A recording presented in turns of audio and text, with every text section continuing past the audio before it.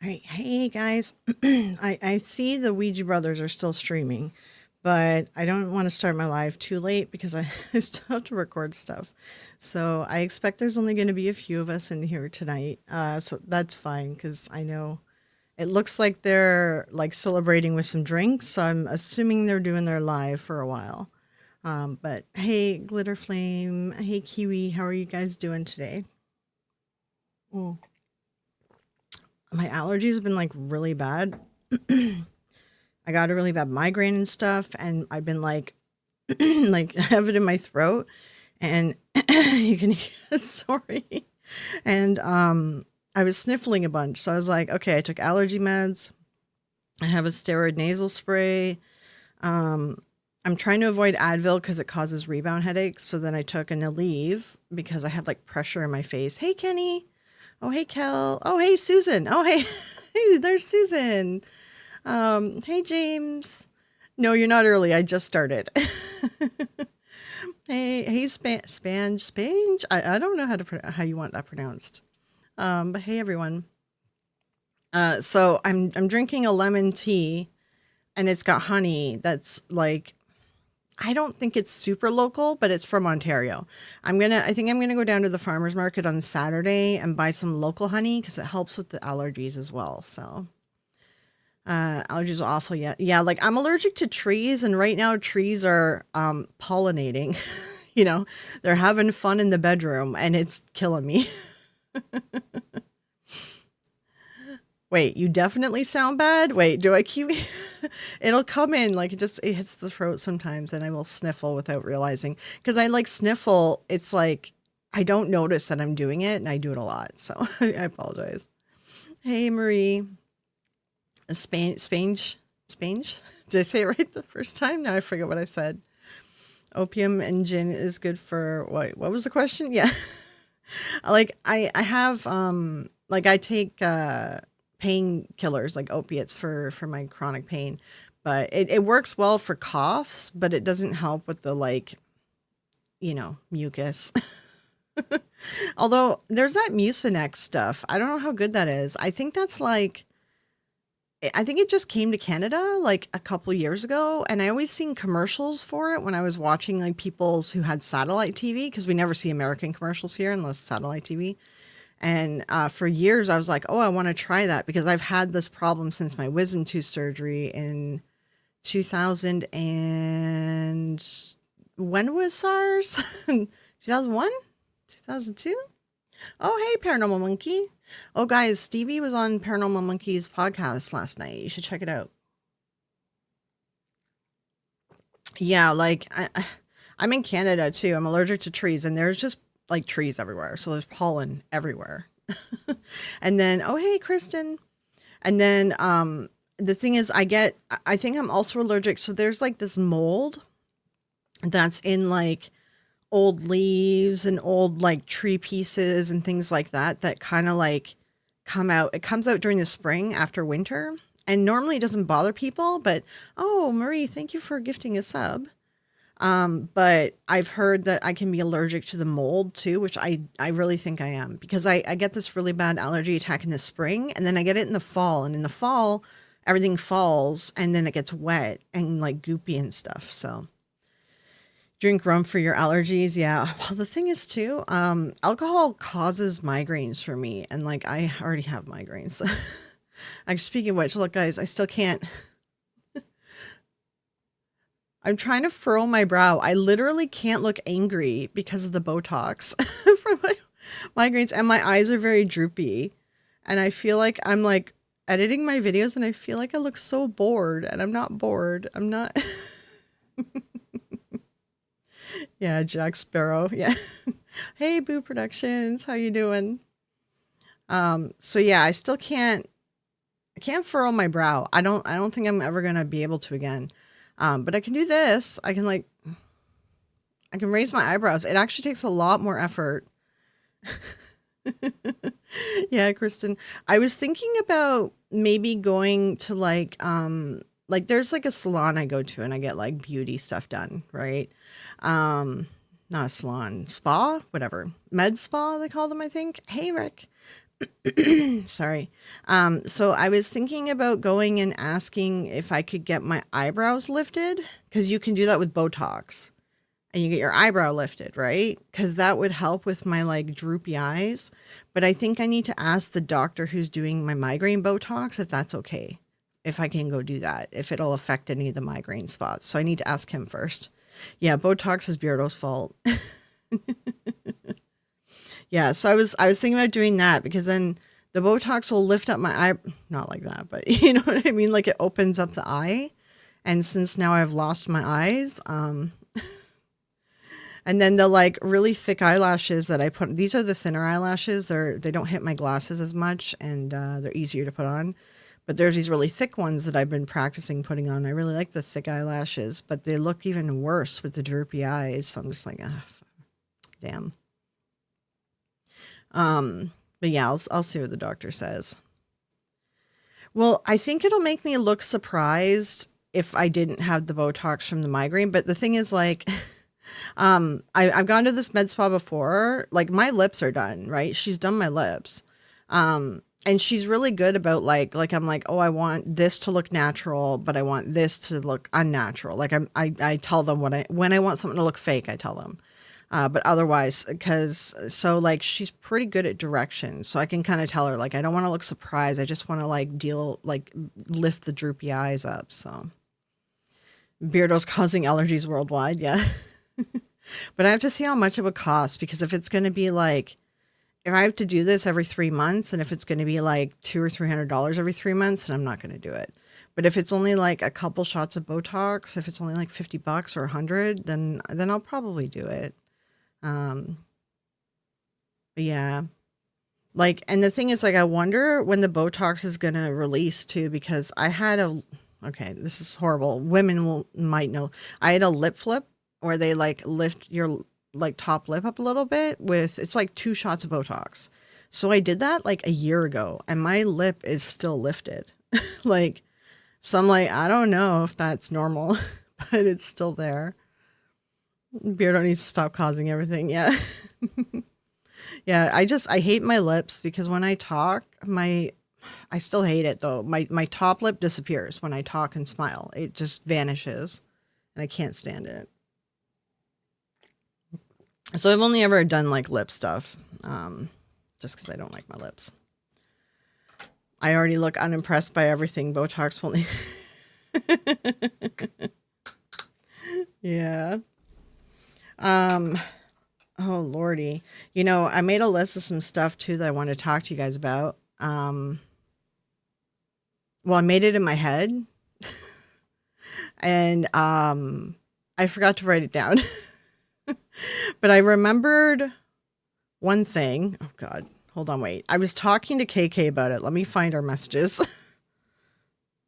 I'm really horrible. I need to start writing down. I come up with all these ideas and I'm like, oh yeah, this will be fun to talk about in the live this week. And I come up with all these ideas and then I forget to write them down every freaking time. I swear to God. Oh gosh, this is going to be going way back. Or not way back, but like we were talking a lot yesterday, I think. Oh yeah. If you have ADHD, go check out the YouTube channel ADHD Love. I love their channel. The husband talks about the stuff that he notices his ADHD wife do, like that. Like, and I'm learning stuff. I'm like, oh, I do that too. I didn't realize, you know what I mean? So it's a great channel.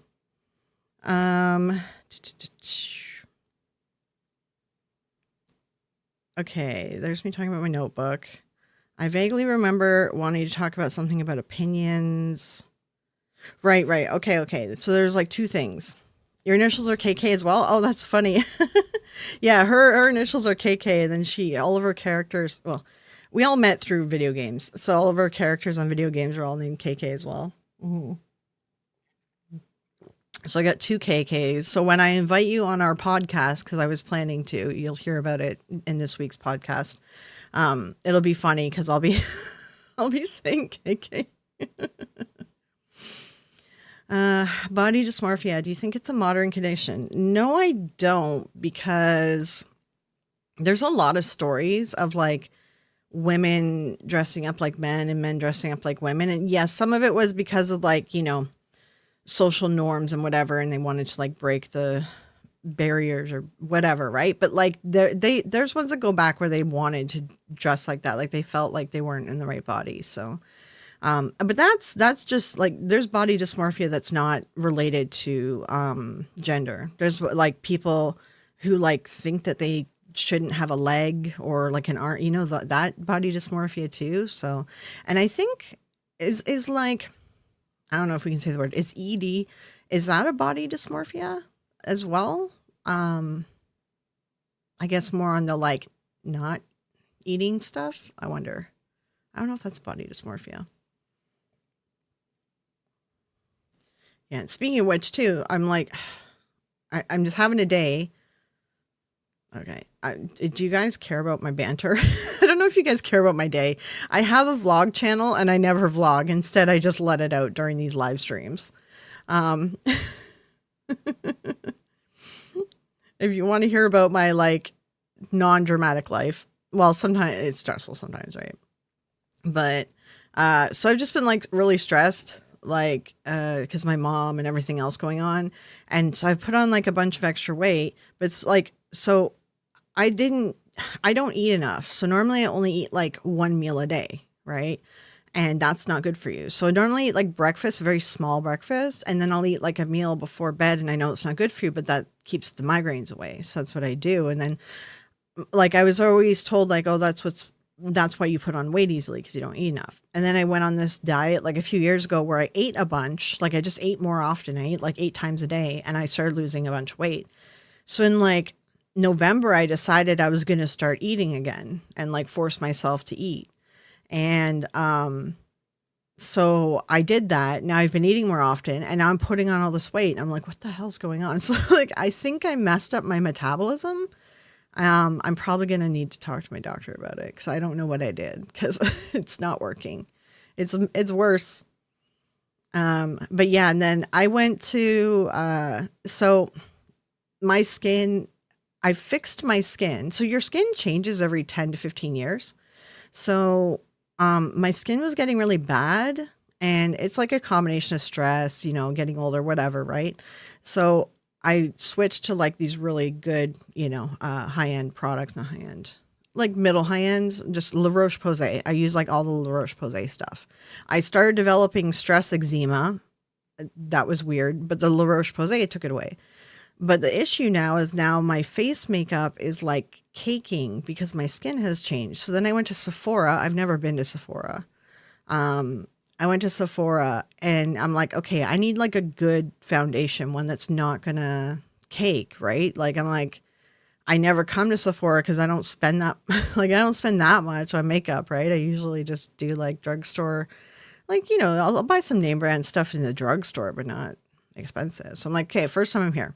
They were really helpful. They helped me out and everything. I bought a really expensive foundation because I'm like, I'm so tired of it caking. I need something. I need to figure out something. And I use it today, and I'm like, it's too light. I thought that in the store that it was too light a color. And then it's so dry, and it immediately started caking. So I'm like, okay, this is worse than the foundation. So now I have to go back there and see if I can return it. I think they let you return stuff. So I have to go deal with that as well. But I figure Saturday, if I go out, maybe I got to wake up early for the farmer's market. It ends at noon. So if I can go out to the farmer's market, get some local honey for my allergies, and then hit up Sephora and see if I can try like a different foundation. So, oh yeah, Fear the Living Pod. Oh, right. That reminds me, Chris at Fear the Living Pod. Sorry, guys. I always do this where I start crumpling up. Go check out. They have a new episode out, and they're doing a reaction to the Warrens when they were on Sally Jesse Raphael for the Snedeker case, and they're reacting to the video, and they have a special guest, and you all will love the special guest. You all know the special guest. So go and check it out. Yeah. Yeah.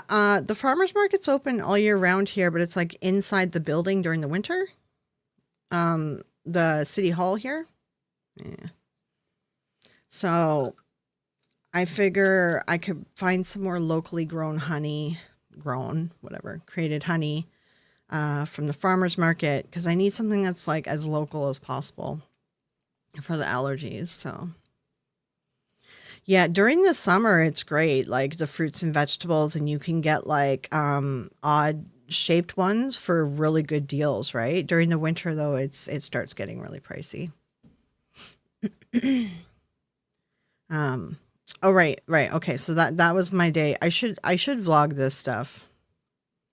I'm like one of those people, I never pull out my camera. Like if I go vacationing somewhere, if I go to a concert, if I go wherever, I never think to pull out the camera. I just like I'm one of those people that's not perpetually I'm perpetually on YouTube because I just like listening to stuff in the background and doing stuff, right? But like I like never have my camera open. So I always forget to vlog these things and I never think about it. And I really want to try to actually do that. Wonky veg? Yeah, wonky works. I use the word wonky sometimes. Yeah.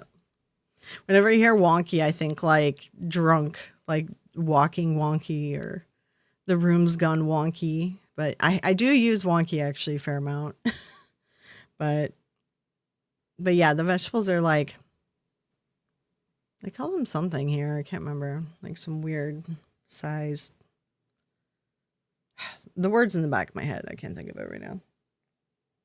Mm. So the two topics I wanted to run past you guys and see what you think. One is like there's stuff that I leave out of my videos or that I haven't made a video on or whatever because it's more like an opinion and I don't know what the like it's like a gray area and it starts like walking a fine line when you make opinions that because then people can try to like litigate you or something for it, right? Although it's like impossible to like sue public figures back and forth, whatever. Hey, Mike's Mystery. So like, I was thinking like maybe, I don't know. I really want to do some video. Like I want to say some things that are my opinion about people like the Warrens.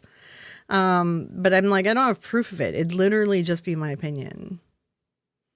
But what do you guys like think about that? Should I just bring stuff like that to a live? I don't know. I feel like, yeah, like if I made a whole video though, just my opinion, like there was no facts. It's just like, this is my opinion of a situation. Like, is that a little bit reaching? Does that seem like a little bit much? Like I do throw my opinion into some videos, but there's some things that I'm like, oh, if I say that, I think that might be going too far. But I'm like, I kind of want to say it, and then I don't say it. And I'm just like, kind of want to do something. And I mean, I already have a pretty strong opinion on people. You guys already know that. I do, put my phone down. I'm like I'm not unbiased in my videos and I try to make that pretty clear to people. An informed opinion, Susan? Yeah, that makes sense. Because, yeah, it is like an informed opinion in a way. If you say it's your opinion, it can be interesting take on the story. Be honest, yes. Just don't start one with like, oh, yeah, no, James.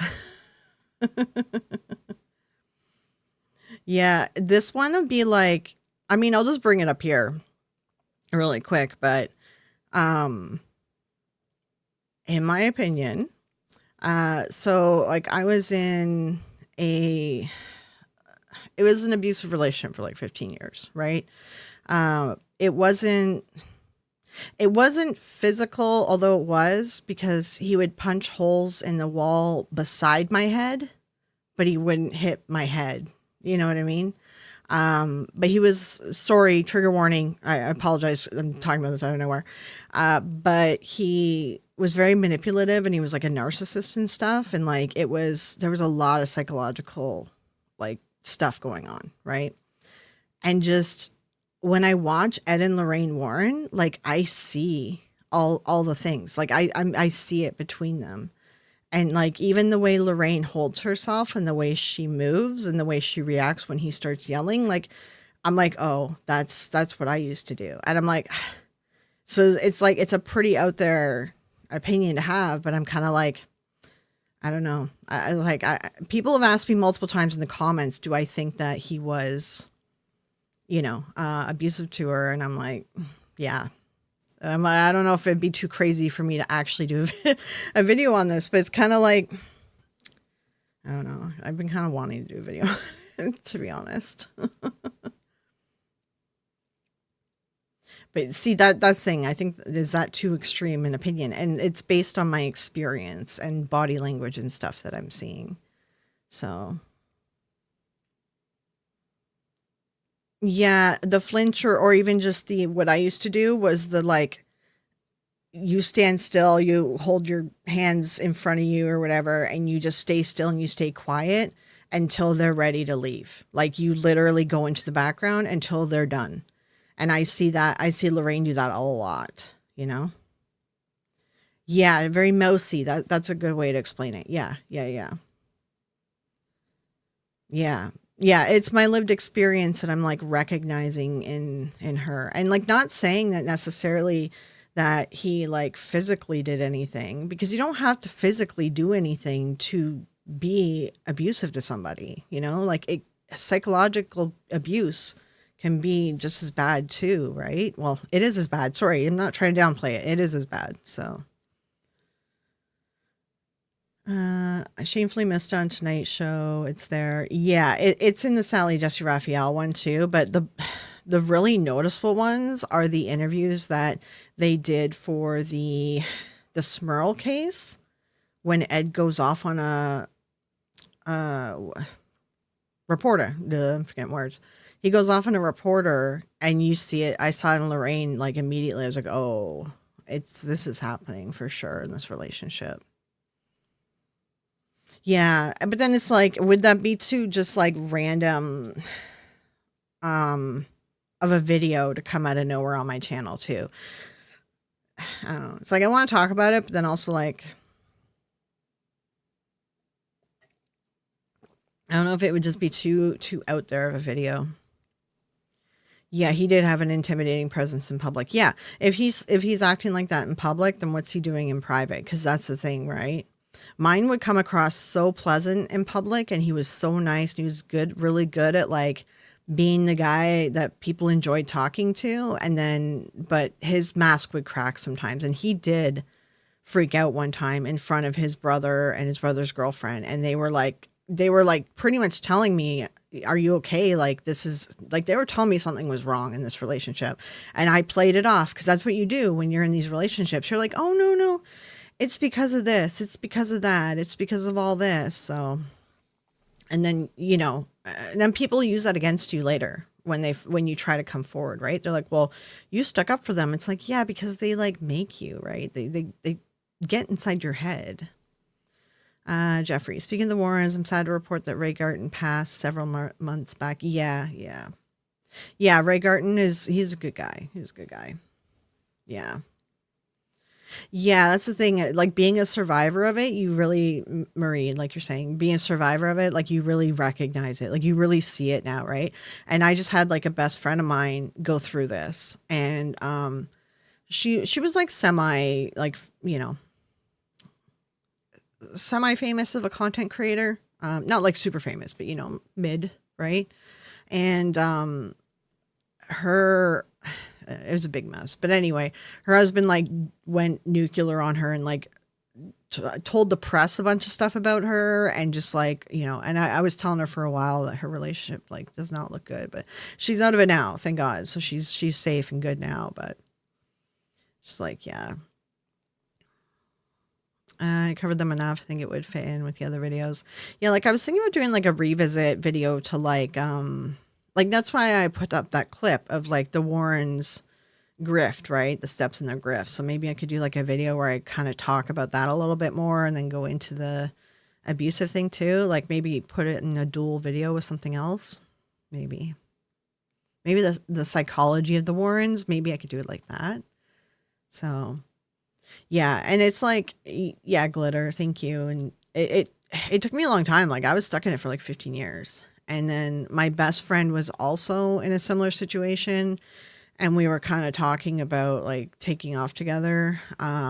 And then she, I have this tattoo of a semicolon because she unalived herself because of it. So, and still I wasn't realizing what I was in. Like it took me, it was like, I think it was like when my grandma got really sick and like I went and visited her at the nursing home or whatever while she was in her last year or something. And she was talking to me about grandpa and stuff. And I was realizing that she was in like a really, like he wasn't physically or anything with her, but she was in a weird position where like she felt like she couldn't leave him because of the times and she wouldn't be able to afford to pay for her living and this and that. And they like didn't like each other. Like we had like a heart to heart. And I think that kind of clicked something in me. So, and then it took me still like a couple years after that to like leave because you get in like this weird headspace where you think you can't leave and then, or like you think you can't leave him too because, he's like said things before too about like, oh, he can't take care of himself. He can't do this, like whatever. And then there's guilt. There's like, it takes so long to leave. It's so long. Sorry, I want to sit up properly. I keep doing that. It is part of the grift because they really worked on selling that wholesome image. Yeah, they did. They were really trying to sell that for sure. Yeah. And like, I think Lorraine probably was in the same position, like the age that they were at. They kind of grew up around that. That's what my grandma told me. Like, that if they left their husband, pretty much like the courts don't care and they wouldn't grant them anything. So, like, she probably just dealt with it for the money, right? Chris, it makes me sad. The more I get to know people in the world, the more prominent this seems to have been, and the rest of us are ignorant to it. Yeah, it's like, I wouldn't say like ignorant to it. I think like just people don't realize it's happening, I guess. Yeah, James, such a sick feeling when you hear about another man being abusive and cruel. Makes you, yeah, like he had a major anger issue too, and it was so bad. Hey Brian, it was so bad that we got a puppy, and I was begging him to give away the puppy. We gave it away because he was getting so angry at the puppy that he was hurting it like constantly. And I was just like, no, I'm like, we're giving away this puppy. And I told him like, no, this puppy isn't for us. It's not working out. We need to get rid of the puppy and give it to someone else who has a farm or whatever. Right. Finally I did that. But like that was just like, there was so much crap that I just like excused. And I'm like, I can't believe how long I did that for. Yeah, and then like you end up in this financial position because first, like, oh God, then when he went to school, because I was financing him, then he was financing me, it went back and forth. So, Kenny will tell you the story about the time Joe Nickel almost got into a fistfight with Ed. Oh, yeah, yeah, that would be actually interesting. Yeah. Yeah, for anyone who was in that situation, Marie, I'm glad that for everyone who got out. For anyone that's still in that situation, honestly, just go. Just leave. Like, I know it's tough, but you'll be much happier when you leave and you get in this headset, you get in this mindset that like you can't leave because you're going to be on the streets or like he's going to come after you or like whatever, like go seek some help, leave as soon as you can. I wasted like all the good years of my life because of him. Like, it was like, I think 5 years into the relationship when I was thinking about leaving, but he was such a mess that like if I left and there was all this guilt stuff going on. So yeah.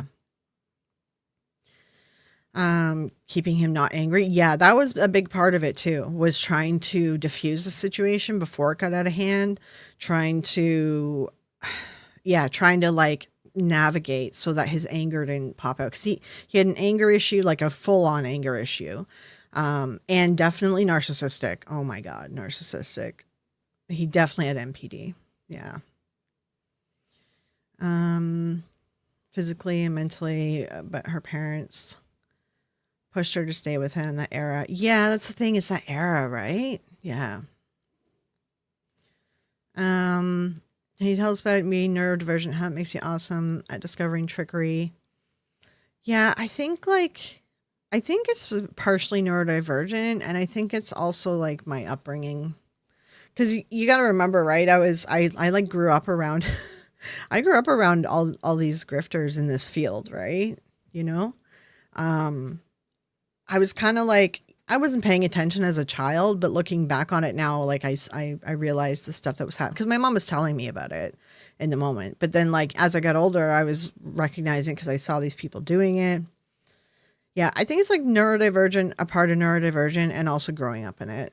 Yeah. Yeah, narcissistic people are so charming. He was so charming. Nobody knew. I didn't even tell my mom until I was like, my mom got sick and I had to stay with her. And I just told her, I was like, I'm staying like permanently with you because, you know, I'm just going to take care of you. And then she got more sick. So I was like, okay, well, she needed me anyway. So narcissistic people. Yeah. And they say it's you when something goes wrong. Oh, yeah, yeah, yeah. Oh, God. And then he got a new girlfriend, right? Oh, and then when I broke up with him, then he's like, can we still be friends? Because I don't have any friends in my life. Because the few friends he had were like shitty or they died because they were all substance abusers. Okay. Not good people, honestly. It was a mess that I was living in. But he kind of guilted me into being his friend. So we were sort of remained friends, but didn't like get to, you know, keep things separate, right? And then he found this new girlfriend from another province, and we were in a tight spot. Our place flooded. It was getting fixed. We were staying with him because, you know, where else we're going to go? And then he like kicked us out so that his new girlfriend could move in. And she couldn't just wait like an extra month or something, you know, for him to help out someone who I've helped him out. He helps me out. Like, this has always been, it was so stupid. Then his new girlfriend moved in. Then she started following me on social media, following me, unfollowing me, then started tweeting at me threats and sending me DMs of threats. And I was like, you're a psychopath. Leave me alone or I'm going to call the cops. Like, I'm like, who are you to do this? So I was like, okay, I guess he found his perfect, his perfect woman. But he apparently told her all this horrible stuff about me. And it's like, no, it's so stupid. Yeah. It's like, I was allowed to have friends, but like, it was weird. It was very manipulative in a way that like made me drop my friends. You know what I mean? Like he did have problems with some of my friends because they were gay, you know. But he eventually got used to the idea of being around a gay person. That was so stupid. That right there, I should have left. I don't know why. I've been part of the community my whole life, and that part of him didn't really come out until a few years in, and we were moved in together. So, but if we weren't moved in together, I would have just like been like, nah, because I don't like that stuff. And hey, Luke. Yeah, I haven't made anyone a mod. I should probably do that one day. I know you said hi to the mods too, and I have not. I should probably do that one day. Yeah, glad for everyone who's gotten out, and obviously too, like, I mean, if anyone too is watching this, and if you need someone to talk to, you can always reach out to me too. I don't mind talking about this stuff, helping out other women or men. There's men that get stuck in this too, you know. I know some of my friends, it's hard for me. Yeah. So that was like, this was one thing I wanted to ask you guys about. If it would be too far for me to go down this path, you know what I mean? If it would just be a little too much. Because it gets brought up in my comments all the time. And I'm like, God, I would really like to make a video about this. Because there's other women, usually it's women who comment and they're like, oh, I was in an abusive relationship. Did you realize that Ed was abusive? And they're telling me, I see it in his body language. I'm like, yeah, no, I know what you mean. I see it too. I've just been iffy about making a video about it. So yeah, make me a mile though. I don't know what it does. I actually don't know like what all access a mod has to the channel. So I got to actually check that. I co-parent, live 160 miles apart. Yeah, that's good. Yeah. And just even like having someone around with you, in the beginning, even like to go, if you need to pick up your stuff, if you're like sharing your kid, like just bring someone with you, you know, things like that. Especially like if your ex is a narcissist, they will put on like the biggest show and be the nicest person in the world if you bring someone with you. And I learned that too. So, but once in a while, his mask would slip, and I think back to those times when it would slip, and he'd snap at me in front of people, and I remember the way people looked at me, and they were like, "Whoa, I didn't know that this relationship was like this." Like I realize it now, and I didn't realize it at the time. So. Yeah, James, good for you to bring this up though. Yeah, like it's like, yeah, it's something I'd like to do a video on, but I just have to I have to do it carefully. I just don't want to like get in trouble, legally. Yeah, it's like based on my experience. It's like I'm not just making stuff up based on the rumors that we know Judith Penny said that it was happening. So, yes, I didn't realize I was in until I started entertaining his behavior on YouTube or entering his behavior on YouTube searches. Yeah, yeah. It's like just one day it like clicks and you realize, oh, shit. But it takes a while. You don't realize that you're in it at the time, and you'll make excuses for them and you'll do all these things for them, and people just don't get it, right? Hey, Worldwide Ghosts, welcome. Just found your channel. Oh, welcome. Yeah, see if it helps someone. Yeah, yeah. 5 kids, 3 of them have disabilities, and the mask does slip, and I remind him of everything. Yeah, yeah. It's when the mask slips, then you're like, and I didn't realize either. Okay, glitter. Sorry, my lips are like really dry and it's annoying me. Hold on, let me get the better chapstick. That's a cheap one. Here, this is the $15 chapstick. I'm telling you, La Roche-Posay, I use everything La Roche-Posay now. It's like the only thing that's fixed my skin. I use the chapstick, body wash. There's a cream for the eczema. There's like face cream. There's like serums. I'm just like, everything that was happening and wrong with my skin that's been going wrong over the last like couple of years. And I started using La Roche-Posay, and I'm just like, everything's fixed. Fixed all my skin problems.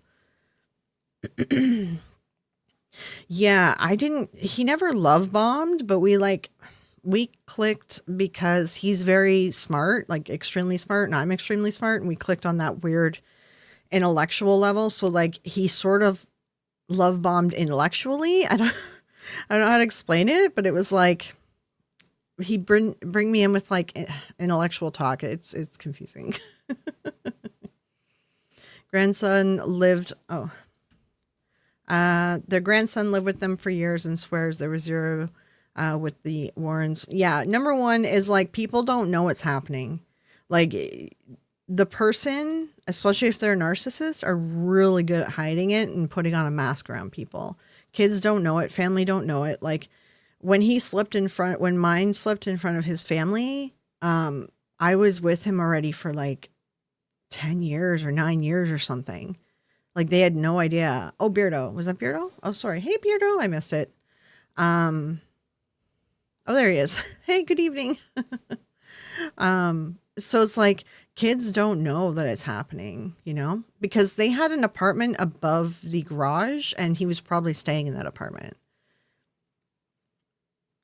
So, yeah, we were blaming Beardo for all of our allergies. Yes.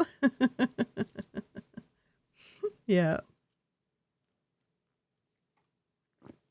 Yeah, it was intellectual love bombing, which is like, I can't describe it properly. I just can't find a way to describe it. Victoria, yeah. It's just like pulling you in with the intellectual conversation. Or like, cool documentary you found or like whatever. Like it was things like that. It was weird. I know it's hard to explain. Yeah, he lived in that apartment. Yeah, and it was a separate apartment from the house. So he doesn't know what's going on behind closed doors, right? He's in his own place up there, so he's not going to see everything. Intellectual love bombing is a thing. Yeah. I don't even know how to explain it, but it is a thing. Yeah. Oh yeah, I bet you guys are wondering if tonight's surprise guest is Beardo on the Fear the Living pod. Yeah, you guys should go check it out. There is a surprise guest that is on the episode that they just did. Internet gremlins kicked you out of chat. Oh no. Yeah, when I opened up YouTube earlier, it was like kicking me out of a live chat too. So, let's meet for dinner and discuss the Lester Keith Solomon. Pretty much, it was like we'd stay up all night and have like intellectual conversation, and then he'd be like, "Yeah, like to pull you back to come back again. Oh, I found this documentary, or oh, this and that. It's very weird, but it tickles your brain." So yeah, Victoria understands. It's really hard to explain. Victoria understands. Yeah. Yeah, I was almost the special guest. It is someone who's not me. Yeah. Yeah. And yeah, the grandson may have wanted to preserve the image of his family. Yeah. Also, just like a lot of people will excuse the behavior and be like, oh, they're like that all the time. It's like, well, yeah, but that's not healthy. It's not good to treat people like that. So, but yeah, it's what there's like a word for people who get like what, I don't know if I can say this on YouTube, to get like turned on by intellectual things, and that's the intellectual love bombing stuff. So I'm not like one of those people like fully, but like I do get into the intellectual stuff. Although because of him now, I do find when I've gone on dates with people who are very smart, I have canceled further dates with them and I won't date them anymore because I'm scared of him. Like that actually caused me to avoid people that are too smart. If someone's as smart as me, like I only date people that are like, either they got to be super smart in one area of life and not the rest, or like they got to be dumb. Like I won't date smart guys anymore because he scared me from dating smart guys. So it's weird. It's like you still have this like this trauma that sticks with you and you don't realize that you're doing it. Yeah. Yeah, it's people that get turned on by other people who are intellectual. There's a word for it. Hold on, wait. Let me find you the word.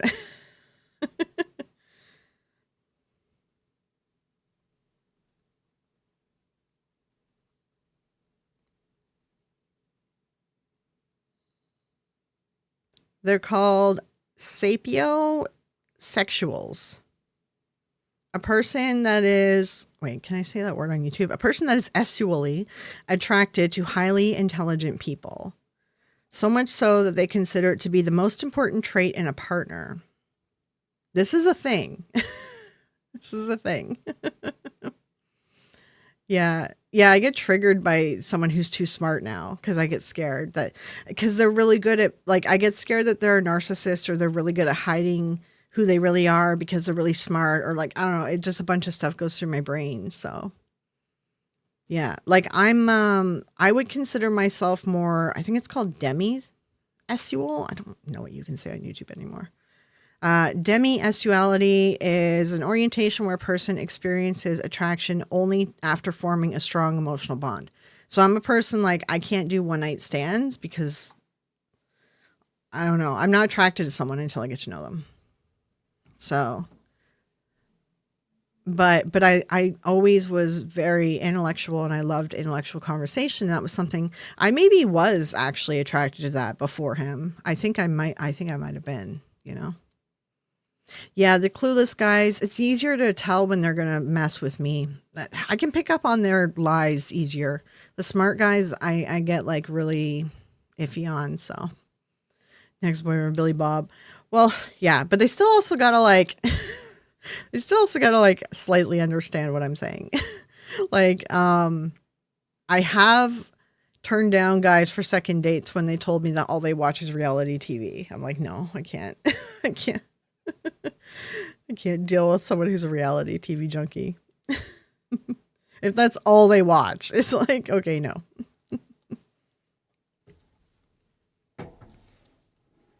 Yeah, the last one that I dated was actually pretty smart, and but he was giving off some weird signals. So one night stands are meaningless. Yeah, they're meaningless, and that they're just kind of like, I don't know. Do I really want to get gross and dirty for someone that I'm not even attracted to?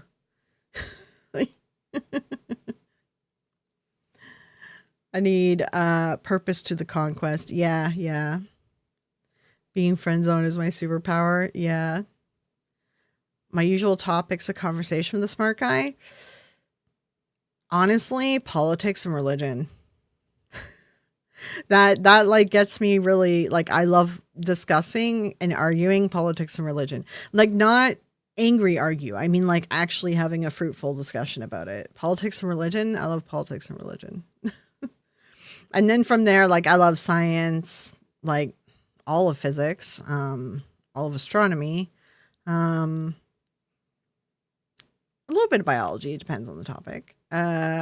Arts, I'll discuss some arts as well. There was another one that was on, I totally forgot as I was making this list. I can't remember. Psychology? Oh, psychology. I love talking about psychology too. Yeah. Both those subjects gives me an innie. Yeah. I know. Well, not many people can talk about that, like religion and politics, without getting angry. And it's like, if you can talk about religion and politics without getting angry with me, then I consider you worth my time. Like, sorry, I don't mean to be a bitch. I'm not trying to sound like a bitch. It's like, it's just like, you know, if I'm gonna invest like time to like this is how it used to be. If I'm going to invest time to like date someone and actually move in with them and whatever, like I need to be able to know that we can sit down and talk about a subject like this without getting angry at each other. Right.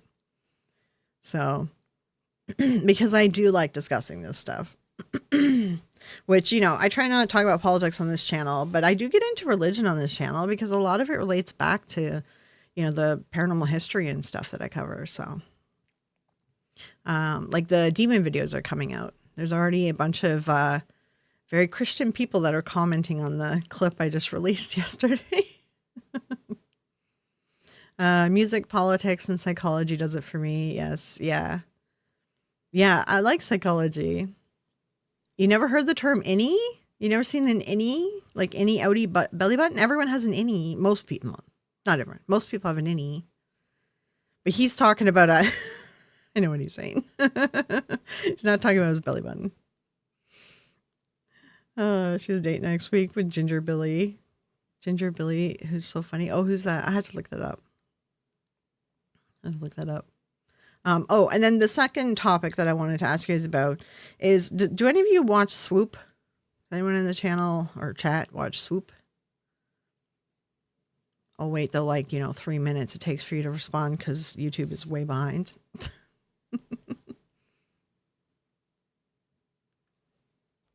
Take a sip while I wait.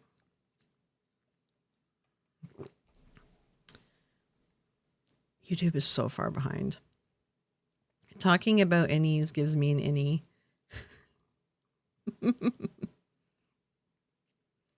All right. I don't know if any of you watch Swoop. So I'm thinking about, she's a YouTuber. Yeah, Swoop is a YouTuber. Although a female friend of mine's self-deprecation isn't attractive. No, it's not. If you self-deprecate, it completely turns us off. Except for those women that are into like that weird domination kind of. There's some women that are into it. There's some. Okay, there's some. Swoop is really good. She does like documentaries on just current events and stuff, but she like really covers it.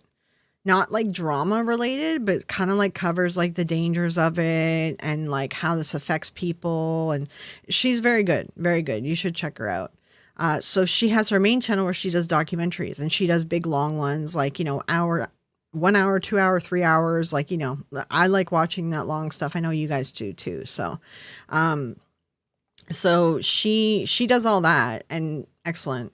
Not like she doesn't cover like politics and news and all that crap. She covers like, I don't know, problematic creators, different situations. Like she covers like YouTube drama stuff too. But she doesn't cover it like a slop channel. You know what I mean? Like she's very professional about it. She's very good. Yeah. So, she has her main channel where she does the big documentaries, long ones. And then she started another channel where she calls it Swoop 2. And so her big documentaries are deep dives. So she calls Swoop 2 dips. And what she does with that is it's a shorter episode, not always, but it's a shorter episode, but she does less research. So she can put out content more often. And I was going to ask you guys, would that be something that you'd want me to do? Because the reason why it takes me so long to do episodes is because it takes a long time to do all the research. But I could do like little mini episodes, like a half hour or something like that, maybe 45 minutes or something, where like I just do less research. So I'd be like, I'm just going to talk about this subject. It's sort of off the top of my head or off this slight amount of research that I read, but I'm not going to deep dive into it, like something like that. And I was thinking it might be kind of fun to do that because it's a lot less research. 'Cause the amount of research I put into something is crazy, guys. So I've been thinking like, it'd be nice if I could just do videos where I don't do as much research and do like little dips like she does. So she explains it like it's a dip instead of a dive. So Swoop Petty University. Yes, she does go into the Petty University and gets petty sometimes. I like her too for that. Yeah. Yeah, that's old. I used to watch it years and years ago. Oh wait, what do you watch years and years ago? I can't remember. I don't know what you said. So I was thinking about doing that. Just kind of like, hey, I haven't done all the research on this. I'm not going to, maybe I'll do it if you guys really enjoy it or something. Maybe I'll do a deep dive, but I've only read one article or like something, or I watched a video and it made me think. And then I kind of just like sort of talk in general about a subject, maybe talk about my opinion or something on it. And then like, I'll call them like mini dips or something. Like I'll kind of explain at the beginning, this is a dip. I've barely done any research on it. And I'm just doing a video because I thought it was an interesting topic. And if you guys enjoy it, let me know below and then we can do a deep dive on it kind of thing. So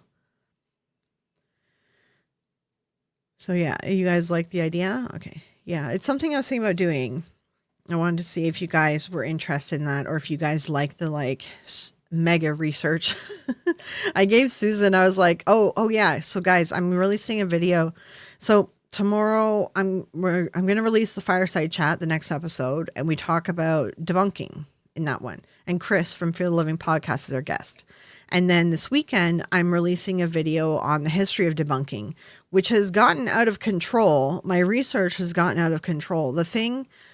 I have 25 pages of writing for this video, and it's not in a script format. It's just writing. I might have a little too much.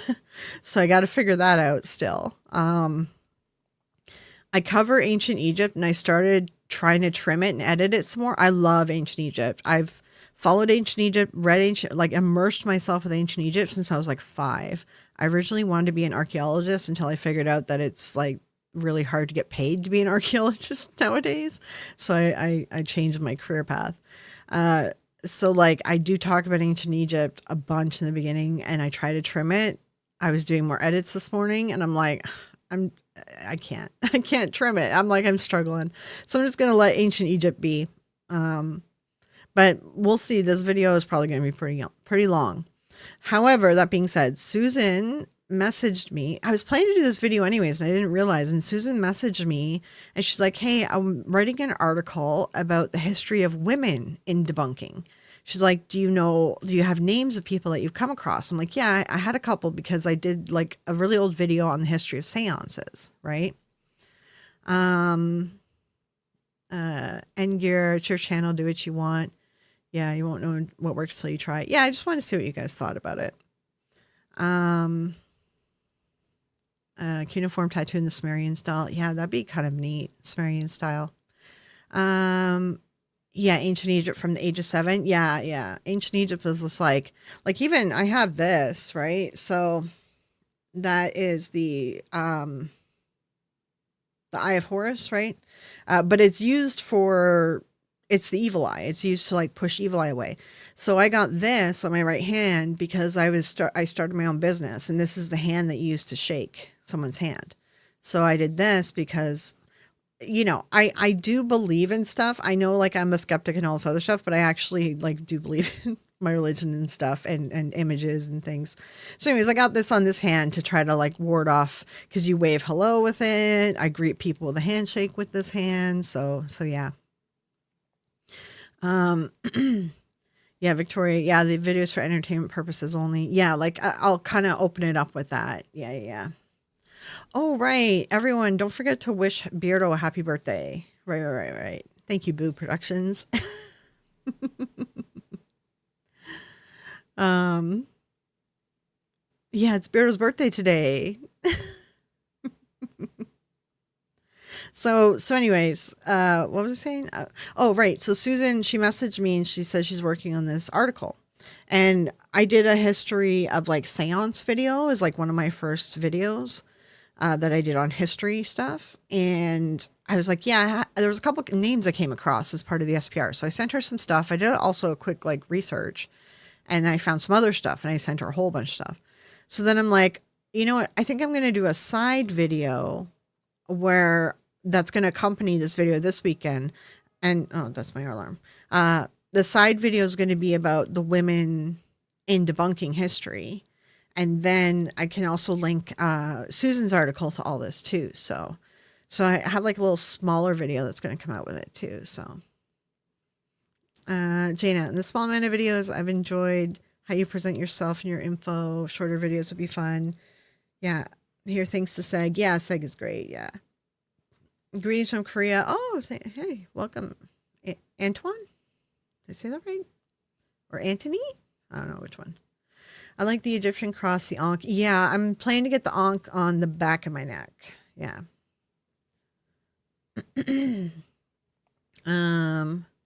Ankhs remind me of the Masquerade and Nine Inch Nails. Yeah. Yeah, I can see the Masquerade. Yeah.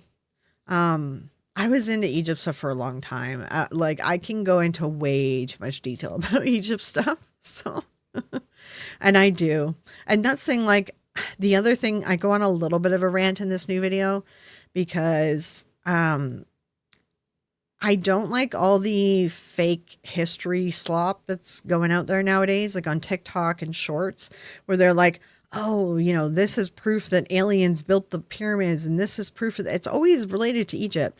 And it's like, you realize Egypt was a huge like powerhouse society. They were a superpower for over 3,000 years. They were a superpower and they were very technologically advanced. They were very advanced in many areas. Just because they didn't have computers doesn't mean that they weren't advanced, right? Computers don't set the bar, and they were super advanced. And for some reason, people think that just because people existed, 5,000 years ago, that they were stupid. It's like, no, we were very smart. Humans were very smart. And then the wars came in, decimated all of that, all these civilizations. And then we went into like the dark ages and into medieval period where women weren't allowed to do anything. People weren't allowed to read. Only the church was allowed to read. That's why, Protestants started. It's like, people don't realize like we set ourselves back like big time. So, but it's just like, I just love like ancient Egypt stuff. Cause I'm like, I hate all the fake slop out there. So I go on a bit of a rant about that. Yeah. Hudson Bay closing. I honestly thought they were already out of business in Canada. I seen the news and I was like, didn't they go bankrupt like 2021 or something? I thought they were already out of business. Are you followers set? No, I'm more, I follow more, you could call druidic kind of based pagan, but also I have, Italian witchcraft mixed into because I love the Italian customs from the witchcraft customs. So I do like a little bit of a mix of like Norse sort of druidic kind of background mixed with Italian strega kind of stuff. So that's sort of what I follow. And I mainly do that because like my goddess is literally the earth. Like I can see her. This is why I chose this religion. I can see her. She is the earth. God is the sun who like reigns and like gives light that gives life, I can see the sun. I can see rain. What do you think about the pyramids being older than thought? I could see that because I'd have to look at like where the article's at, but I could see that mainly because like Egypt joined Upper and Lower Egypt at 3100 BCE, right?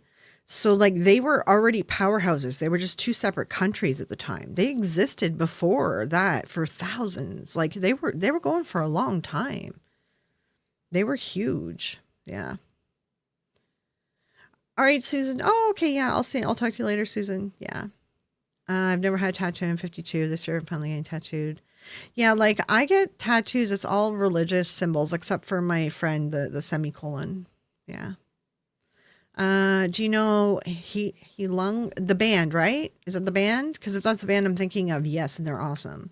They actually sing in the mother different tongues, like different words. Like they use old dead languages. Yes, it's them. Yeah, I love them. They're amazing. If you guys like Norse stuff or like just I don't know, Norse music, but they're like really good. They're very moving. Definitely check it out. Angir, are you talking about the dark ages that lasted 600 years? Yeah, that 600 years like literally screwed us. Like it set humankind back to like the caveman days. We became illiterate. We were a mess. We stopped inventing stuff. We stopped making discoveries in science. Like that set us back to the beginning. People don't realize how smart they were back then. Like did you know that Pythagoras, he actually went to Egypt to learn the math that we know? Like he learned it from ancient Egyptians. He went there to study under the priests. He's the only one who was an Egyptian who got accepted into the priesthood. And sorry, hitting my mic. He learned all this stuff from ancient Egyptians. The math that we use nowadays, right?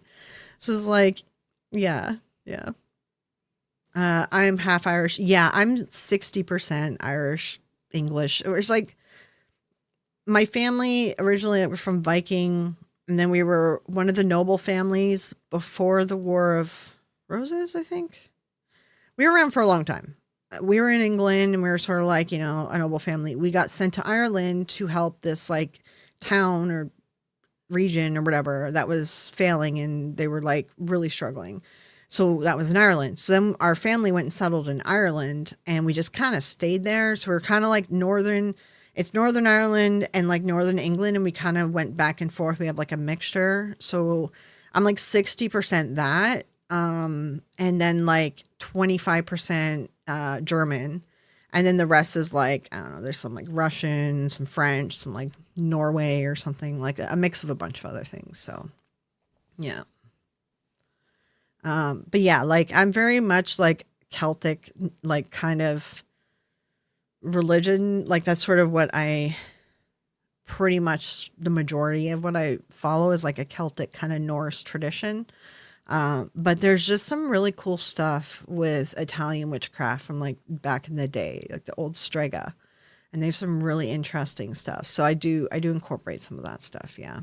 But I was raised Rosicrucian, and Rosicrucian is actually based on ancient Egyptian texts. They actually built that religion based on ancient Egyptian texts and what ancient Egyptians were teaching in the priesthood, which when Rosicrucian was invented, they didn't have a ton of it, a ton of the information, but they had a little bit of it, and it was like a mixture of that. But then they also incorporated Aleister Crowley teachings in there and tarot and a bunch of other stuff. So like I was raised Rosicrucian, which is like, it had a big Egyptian flair to it. So yeah. Hudson Bay bought all the upscale American department stores, Neiman Marcus, Saks. Oh.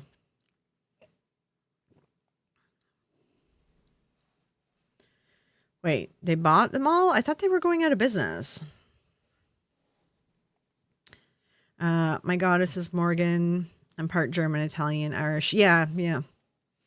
Part English too. Yeah. It's kind of like, we're definitely like a family who we definitely married outside of the family. Like I have like our family tree. My mom did all the work, and it's like, we even have a Teresa Frankenstein that lives in Transylvania is on our family tree. So we're all over the place. Yeah, Rosicrucian obscure. Yeah, it's the Order of the Rosy Cross or whatever. Also, I realized there was a cult attached to a branch of Rosicrucian. I wasn't raised in a cult, but there was a cult. They all unalived themselves. I believe that happened in Montreal. But it's originally based on the teachings of the Rosy Cross, which were like a night order or something. And then Aleister Crowley got a hold of it. I know he's a little bit nuts. Not a big fan of him for other reasons that have nothing to do with his religious stuff. But he got in there. Then he started incorporating tarot stuff in there. There's some Goetian stuff in there. There's like, he started adding some crazy stuff to it, but then it kind of like evened itself out again. Yeah, the Golden Dawn. Yeah, that's the Rosicrucian. Yeah. There's different branches of it. So I was raised in Amorc, the AMORC, Rosicrucian. Yeah. So it was like not like it was mainly correspondence courses. Like there wasn't like a church or anything, right? So it was like correspondence courses, and then you could meet up. Like there'd be meetups and stuff once in a while, but yeah. Under the Rose was seen as a church internal investigation. I can't remember if there was an investigation side of it, but under like that's the thing. I was actually technically that's the only religion that I've ever practiced that's the closest to the church is Rosicrucian, because it was under the Rose. It's related back into the church. Yeah, it's a very complex, very complex. And the thing is, you don't have to. I was raised Rosicrucian. But as a Rosicrucian, you can still be a Catholic or a Jew or a witch or whatever. Like Rosicrucian is just an additional teaching to your spiritual growth. And that's sort of what I was raised under. So, yeah, brain is melted. Yeah. That's the thing. I was raised with a lot of religious stuff around me. Like that's why I like discussing religion, because I know everything else that's not the Bible, except I will admit I definitely I was not taught a whole lot, and I didn't look into a whole lot of ancient India and India religion and China. There's China and Japan and things like that. Like there's a little bit that I knew about China, but like their whole basis of everything is very complex, and I have a lot of trouble wrapping my head around it. I don't know if it's like, I don't know, there's just something about China that I just really have trouble wrapping my head around. So I know a little bit about China and India. Japan, very small amount. Middle East, I do know a lot more about Middle East than I know about India and China and Japan. So I can't be a Freemason, no, because it's a male-dominated thing. Yeah. I'd do it if I could. Like I was fascinated with the Freemason idea back in the day.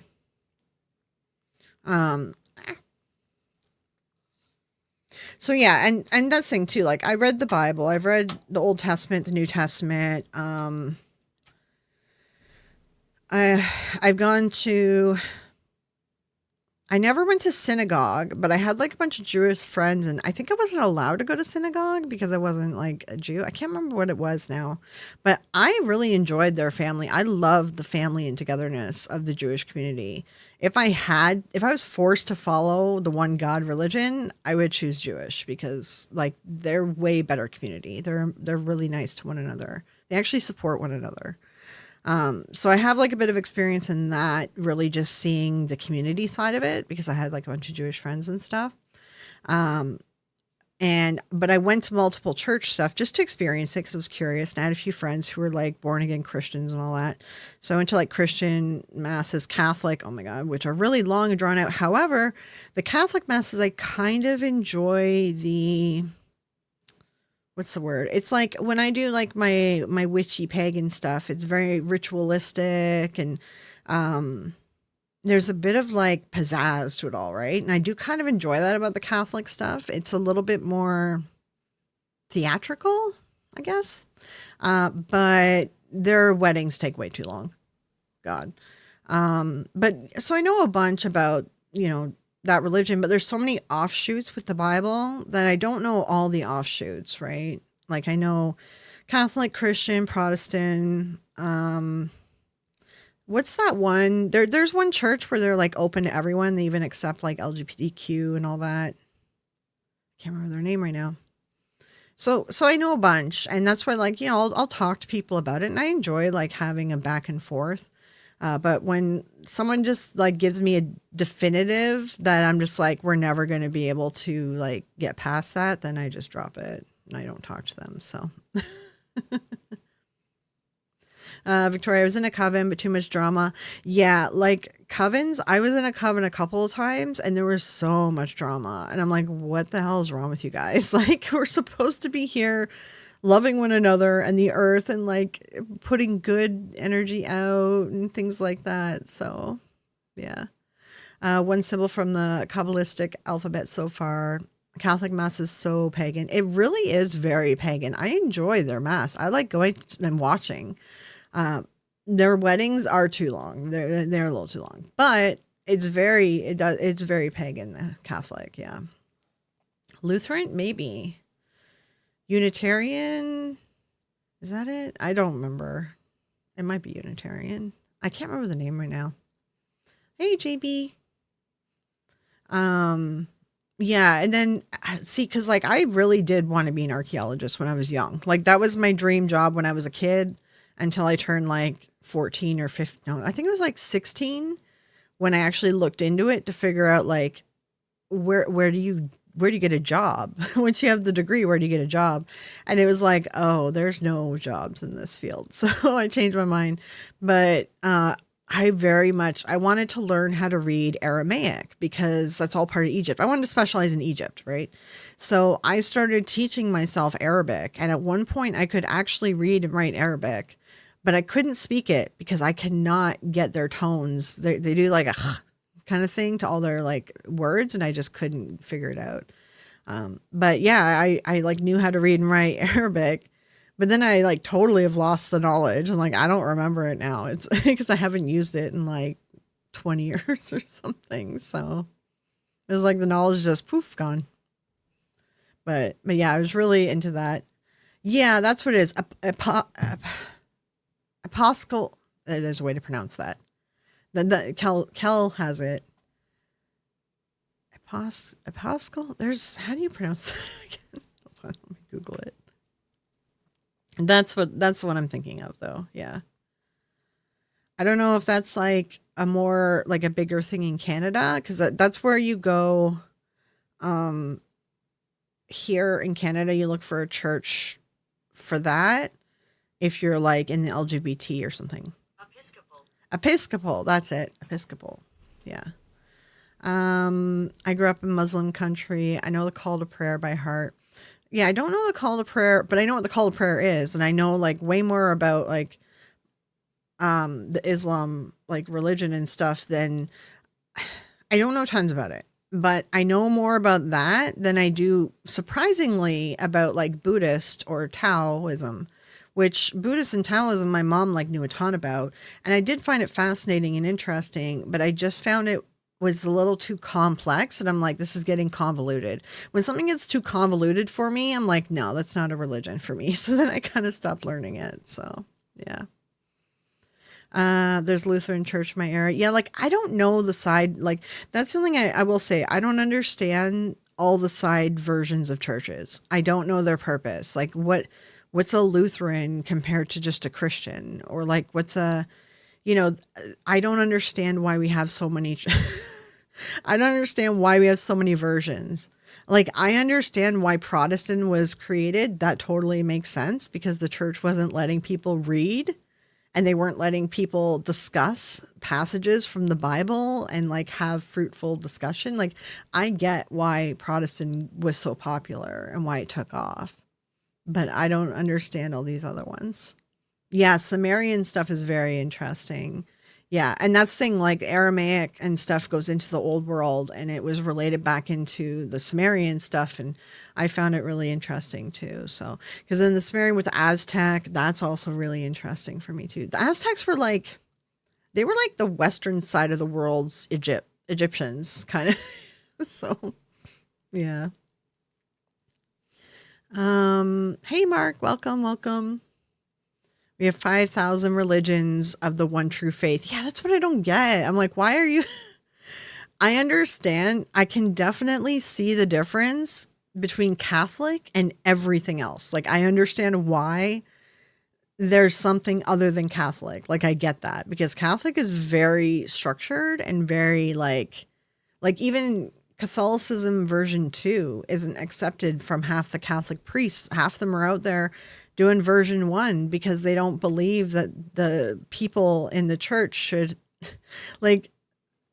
Okay, so like I sat down with Joe, who's one of the followers here too, and who's helped me with stuff. We talk a bunch, but Joe grew up in that. So Joe was training to not be a priest, but God, I can't remember. I talk about this in other videos, so I apologize. But like version 2 was like they wanted the priest to turn around and not have their back to the audience anymore and turn around and face them, face your congregation. And they were like, oh, that's horrible. That's a bad idea. And it's like, that's so weird though. And they were like, we want you to talk to your congregation and give them advice and stuff. They're like, oh no, that's not right. The congregation shouldn't talk to the priest. I'm like, this is the stupidest. I like the version 2 makes more sense. So like the version 1, I'm like, why are you not allowed to talk to your priest? I don't get it. Episcopal is beautifully ritualistically speaking. However, the Sunday morning churchgoers with the huge Burlington department store bought church lady hats. Oh God, the church lady hats. Yeah. Yeah. Church also isn't like as big of a thing in Canada. It's not like it is in the States. So like a lot of people don't actually go to church in Canada. Like a lot of people don't go to church in Canada. All paths lead to God. Well, perhaps. Oh, I also went and did some, what do you call? I don't know. I went to some churches. I went to one that was like a faith healing church, and it was like, it was so ghetto. It was in like this mini mall, like strip mall thing, and it was a church like in one of the strip malls, and it was just like a little single office like building thing. And they were like faith healer people, and they went nuts. Like they were full on in there. And I just went because I wanted to like watch it. I'm like, what? How do you people truly believe in this? Like, I don't get it. Like, I'm very fascinated with the psychology of this. So I went to one of those. Because I worked with a woman who was in that church, and in that church, a woman could be a pastor there. So she was working and doing training to be a pastor and everything there, and learn like all the faith healing stuff. And it was like, it was wild. I was like, I was fascinated just because like, I just find it fascinating that people like to have that strong of a belief. I just find it weird and fascinating. I don't know, like the psychology of it. I'd love a history myth stream one day. Yeah, I mean, there's a bunch of history and myth stuff that's coming out. I've been working on it all week, which is why this is on top of my mind. But I have like the demons videos, right? This weekend, I'm releasing the history of debunking, and I go into a bunch of like, I like going into ancient history and linking ancient history in with like modern history. So Canada sounds fantastic. Yeah, it's very like low key. Like if people go to church, they don't really talk about it too much, right? You run into like someone who's very preachy once in a while, and those people are really preachy and like trying to push it on me. I'm like, no, I'm not going to talk to you. There is like Jehovah's Witnesses and Mormons. Okay, like I understand Jehovah's Witness and Mormons. I understand why they're separate, and I get it's weird. Their backstory is a little strange, but I understand why they're separate. But I still don't understand the Lutherans and the this and this, and all that. So Baptists too. What's the difference with Baptists? Like, I don't understand that. Like, was it started by a Baptist? Is that what makes a difference? I don't know. I appreciate Christians that are there for the poor and suffering, all these religious people doing all this stuff. Yeah, like real Christians are good people. Yeah. Last time I walked into a church, my bum spontaneously combusted. I had to, the vicar wasn't happy. Oh, that's funny. Have you seen biblically accurate angels? Yes. Yeah. I talk about them actually a bit in that Ars Goetia thing, because yeah, a lot of people don't.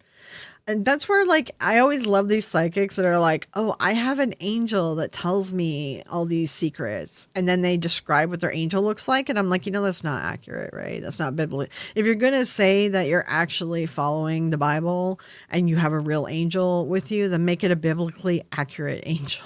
So I've never been to Canada. I grew up in rural Carolina.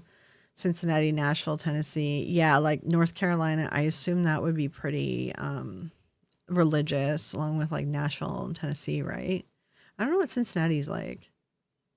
Florida is weird. Yeah. But just the whole country of the US is very religious, whereas just we aren't. Like there's people that are religious, but like it's just more low key here. It's very like you don't really talk about it, you know? There's a little country church here that still offers sanctuary, provides food, clothing, etc. to people. Yeah, no, and that's good, right? It's like, and like there's like emergency therapy that you can get here that is paid for by the Catholic Church in my city, and it says like it's like family Catholic therapy or something. It says that, right? And so what they've done is they're just paying the same therapists that are part of our mental health unit here, just work there as well. They get paid by the church.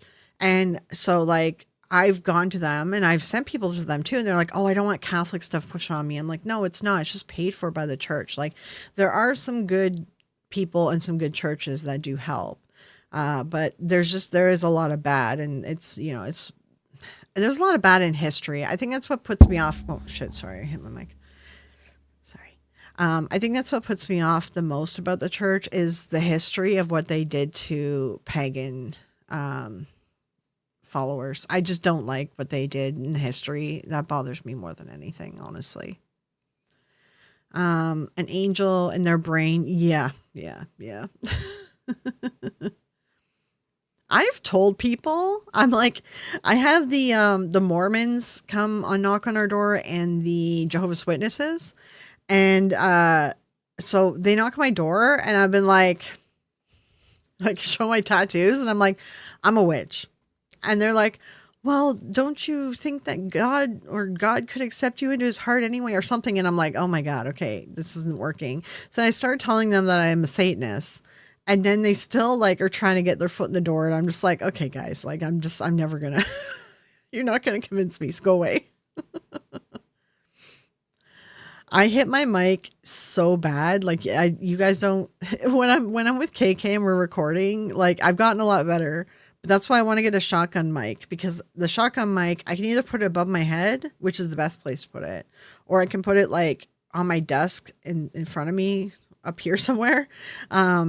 And then that way I won't hit it, because also it gets it out of the shot. I don't like having it in the shot. So, like I say, I have to join your club. Otherwise I don't get resurrected. Sounds like a cult to me. Yeah, that's the thing. The Jehovah's Witness and the Mormons are they're like on the edge of like cult like behavior, Yeah. The Mormons, especially because of the financial investment that you're supposed to do. At least with Jehovah's Witnesses, like you're not supposed to do that. But Jehovah's Witnesses are so sheltered that I'm like, I know like they've knocked on my door and I was like, do you guys celebrate Halloween? And they're like, no. And I'm like, okay, well then I have no interest in talking to you. I joined the Satanic Temple for giggles. Yeah, I mean, I looked at the Satanist religion because my mom got me to pick my religion. She has so many books. Like she used to have, it was like 500 books or something. Like we had like a library in my house. And the majority of them they were all like new age stuff, religion, spiritualist stuff. That's why like people leave messages in the Sylvia Brown video and they're like, well, I liked what her books taught me. I'm like, that's okay, because she stole from other religions. And I know she did because I've read the teachings that were around 1,000 years before she said it, So I'm like, it's okay if her books helped you because she stole that from other religions, and that's fine. But yeah, so I read up the Satanic Temple as well, when I was trying to choose what to join. And Satanic Temple, I was like, oh, this is kind of boring, to be honest. I'm like, yeah. You're on your own in Florida. Yeah, Florida is, man, I don't think I would live there. I don't even want to visit. My friend visited. I think I told you guys, and she almost lost her leg because of the stupid bugs that bit her. One person talks to God, he gets arrested. When a million do, they get tax exempt. Yeah. My God, this is Morgan, and I spread salt around my property. So no Jehovah's Witnesses can cross my drive. Yeah, actually, like I started buying a sweetgrass because I do. Yeah, actually, I did learn a lot of like indigenous Aboriginal people's different beliefs and followings. At least for my area is like Iroquois where I live, right? And some other tribes too, but I know in the States it's much different. Like each tribe has different teachings. But so there's this thing where you take sweetgrass and you braid it and you put it in a circle and you put it above your door. And then it prevents anyone who has ill intentions or bad energies that you don't want. It prevents them from crossing over in your door, right? And honestly, I don't really think that I've had a Mormon stop by the house since then. I think it's been fine because I started doing that like 10 years ago. Satanists unite.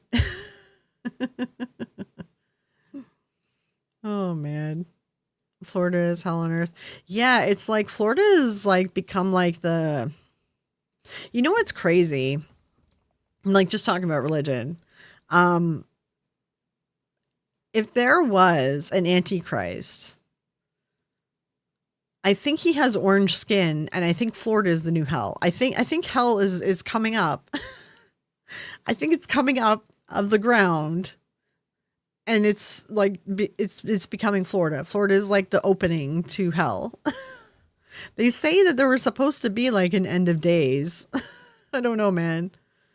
The stuff is crazy. Like there are some like actual like the horsemen and stuff, like some stuff has come true, right? And people are like trying to link it, and they're trying to like, you know, obviously there's like cult leaders and stuff trying to pick like end of days like dates, and I just find it fascinating because I'm like it's so interesting because if well, I don't know.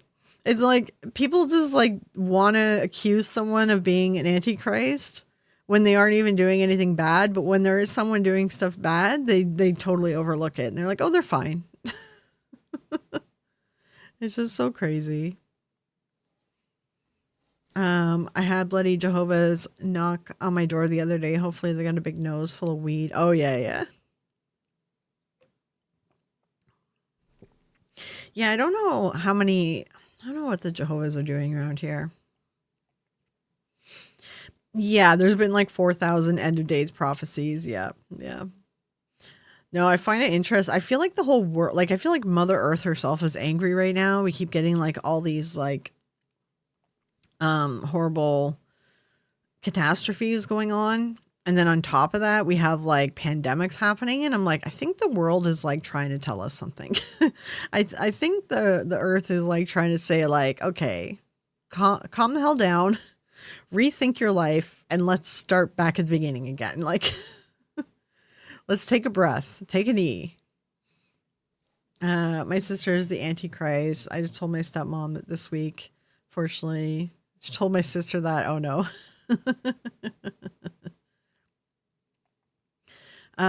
Which ancient calendar ended in 2012?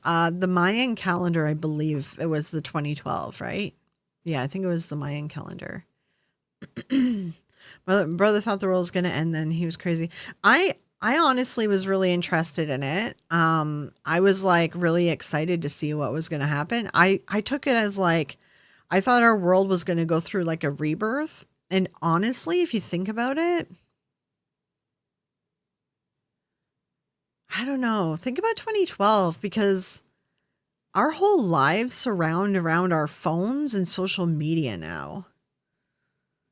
I feel like the world did change. I feel like this is like we're in the singularity right now and it's not what we thought it was going to be. Like, I feel like we are in a different kind of world. Yeah, like I took it as a rebirth, and I do feel like we are in a different rebirthed kind of world. Yeah. And I think it's like, Yeah, it's a weird one because I feel like social media has become our new like master. Oh God, do you guys remember the old? Oh, I might be dating myself. Do you remember the Bill Gates the Mac commercial where they like took out the IBM and the IBM was like all robots and this and that? It's like we're in 1984 right now. Like that commercial was kind of based on that. Plus, he hated IBM and like we're kind of living it right now, aren't we? We like totally let social media dictate a lot of our lives. So, but I think a lot of it too is like people are so tired of traditional media because they've burned us too much or, you know, just in too many ways. And then people turn to social media, but now social media is filled with all the conspiracy nuts and that's just getting out of control. So, I have a sinkhhole in my backyard that keeps opening up and I fill it with fruit, cactus, pumpkin trees. Oh my God. Oh yeah, yeah. The Mayan numerical system only went up to 2012. Yeah, that's why the calendar ended. But I was like, I was kind of excited for like a rebirth thing, but I don't know. I feel like we kind of have rebirth. But yeah, it was just the math. They only did the math for so far. Um, that the show Evil is really fun. That's a good one. They had like a sinkhole in a super collider that they were looking at, and the sinkhole like was going to hell. Oh fuck, hitting the mic. Sorry. Um, yeah, it happened. Cal happened 2022. Found the pew pew stashed everywhere. End of days things. Oh yeah, yeah. There's some people that like this stuff really affects them. Like, there's. I know there was someone that wasn't someone I knew, but they had to go help someone because they learned that our son was gonna die one day in like a bajillion years, and they were having a complete meltdown over it. And I'm just like, it's so far away. You're fine. Like, I don't understand it. But some people, like, they just hold on to they're like doom. But I know too, because I have anxiety disorder and like you do go into like this doom spiral, but it's like, I've done like a lot of therapy. So, but I still do doom spiral on things that seem like they are more likely to happen. I will doom spiral on. But bigger things like that, I don't because I'm like, well, we're not going to be alive. It's fine. Um, yeah, COVID was a massive reboot in a way. Yeah, we're still kind of like not getting our footing still from that. It's still a bit of a mess. And now things are just getting crazier. I feel like COVID was like a warning. I think that was another warning from like nature and was like, guys, cut it out. Like, I did a poem beatnik style on stage. How was it? With a drummer. My poem was about how social media has taken over and we ignore each other. Yeah, yeah. Also, yeah, Kel, yeah, hugs. Sorry that happened to you too. I know how hard that is because like that happened with my best friend who's like a sister to me, and it was tough. Like her parents were just like, well, that was a whole mess. Her parents didn't believe in mental health, so but I had to like plan the whole funeral for the most part. Like I went to all the meetings. I had to pick out everything. Like they were just such a mess that I'm like, I had to plan everything. And I was there too when they took away her body. Like I was there talking to the cops and like, it was a whole thing. Like, yeah. So like, it was like, she may as well have been a family member. For one, we were like sisters, but for two, like I was there for it all. Like I got the call. I went over. I was there for the body. I was there for the cops thing. We have to talk to the cops because they have to investigate it. I had to like take a look at her note that she left behind, and I confirmed her writing. But then I told him too, like she sent me a text in the middle of the night saying sorry, and just like everything. So I was like, yeah, I had to like sit down and do all that. So it's tough. It's really tough. And then you don't like. It's hard too if you don't really understand why they did it, but I understood why she did it. But I didn't want to get into it with her parents because they didn't believe in mental health. So, yeah. I just don't want landscapers to fall in the sinkhole. Wait, do you actually have a sinkhole, Victoria? What? Can they not fix that? Yeah, COVID. Yeah. I enjoyed the quietness during COVID. I'm an introvert too. And they were like, no one's allowed to go out. And I was like, okay. I'm like, cool. I'm fine with that. It's like, I'm chilling, you know? I was totally fine with it. I mean, the only thing I was worried about is because my mom like was sick all the time and she's older, and I was like, I had to make sure she didn't get sick. So I was like very careful. And now I think I've developed a bad. I think it's like I don't think I have OCD, but I developed these weird habits, and then if I don't do them, I feel like I'm gonna crawl out of my skin.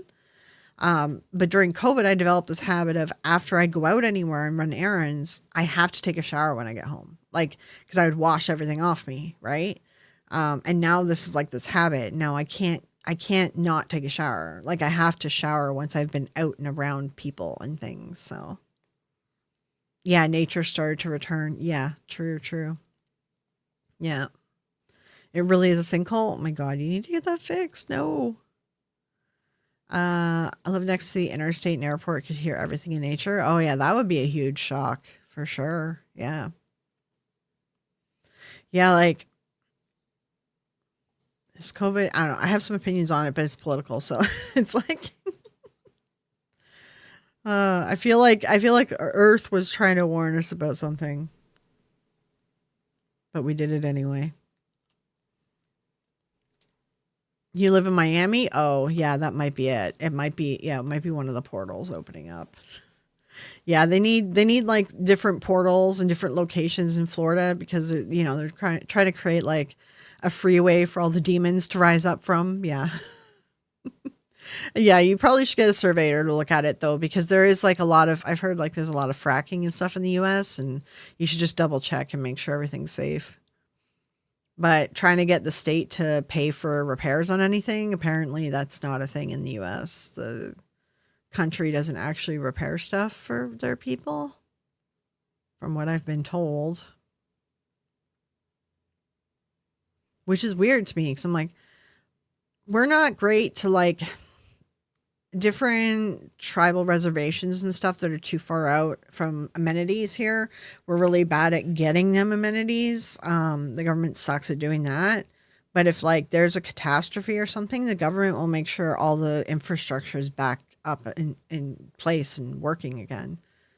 And I didn't realize the US didn't do that until like I had made like a best friend who lives in um Virginia. Wait, what part of Virginia? South Virginia. What is it again? West Virginia, where like it's near the Appalachians, and just like everything's a mess. I didn't know it was that bad. I didn't know that was a thing in the States. I didn't know that the government just leaves you. And like that surprises me that they just leave you to fend for yourself. Maria, I live on a dual carriageway and only hear traffic constantly. Are you in the UK? Is that the word for highway in the UK? Or freeway? Or wait, what do we call it? We call it highway in Canada. I think the US calls it freeway. Bermuda Triangle shifting to Victoria's backyard. Oh my God, maybe the Gulf of America is actually the Bermuda Triangle. Maybe it's moved. It's moved over to the Gulf of America. Well, I'm a witch. Yeah. Well, it's just something summoned. Something has been summoned. The Carmel, Maine. Yeah. Yeah, that's an interesting story too. Yeah. Bonfire means bonfire, apparently. Oh, bones. Oh, okay. From the days of Baal. And yeah, I mean, that's what they say. The image of hell being all fire and brimstone in the lake of fire came from Baal. Like, so they took it from the fire pit that was beside Baal. Also, I don't really believe that they were actually doing those kind of sacrifices to Baal. I believe in like an animal sacrifice, but they weren't. I don't think it was that. I think, hey Wayne, motorways in the UK. Okay. So I don't think it was that, because I think it was like propaganda. There's a lot of propaganda, I think, that was being fed from the other religion, the one God. If COVID was a message to the people, it went straight to voicemail. Yes, exactly. Okay, motorway is your highway. Freeway is like a dual carriageway. But what's a freeway? Because freeway is what Americans call highways. In Canada, it's a highway. In America, it's a freeway. We don't have a freeway. What's a freeway? They're just highways here. So I still don't know what a carriageway is. Does your compass spin when you're over the sinkhole? Yeah, that's a good test. Yeah. Not motorway. Yeah, I don't know. All these words for like the same thing, it confuses me. Who's pretty OTT with ball? Wait, OTT? Wait, what do you mean OTT? All right, now I have to Google what a carriageway is because I don't know what. A three-way. Well, three-way, yeah, that's something different.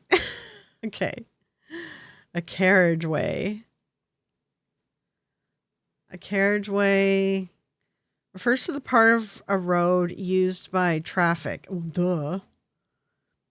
Specifically, one side of a dual carriageway, a road with a central reservation separating That just sounds like a highway. I'm confused. That's a highway.